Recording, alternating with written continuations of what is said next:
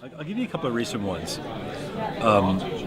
One that was very difficult to do, but moved me tremendously was Ai Weiwei, the most famous artist in China, visual artist, the guy who did the Bird Nest Stadium for the Olympics, and an outspoken dissident of the and critic of the Chinese government. So he was detained and no one knew where he was for a few months last year.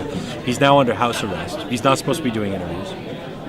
He didn't. We snuck a reporter in there to get a microphone to him, and he did an interview with me from his house arrest in Beijing.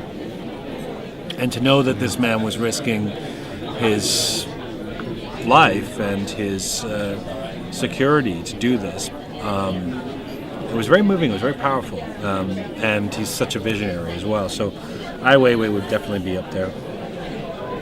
I recently did an interview with Bjork, and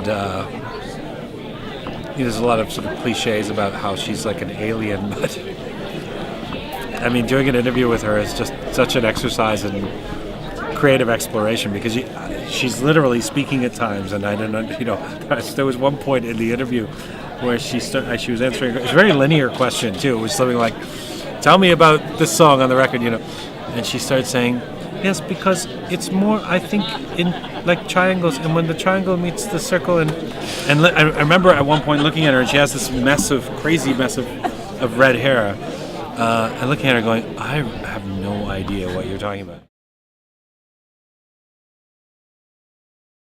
Harrison Ford, and I was young and didn't have a lot of experience as an interviewer, and he was really intimidating, and he was giving me one-word answers. And it's just like he was like this. I'm very straightforward now. I'll look the person in the eye and say, and this is what I did with Billy Bob Thornton, and I'm very interested in finding out what's going on. So I'll say, is there a problem? I mean, with Harrison Ford now, I would say it's about having the confidence to know, but at the time, all I could think was, he hates me, this is horrible.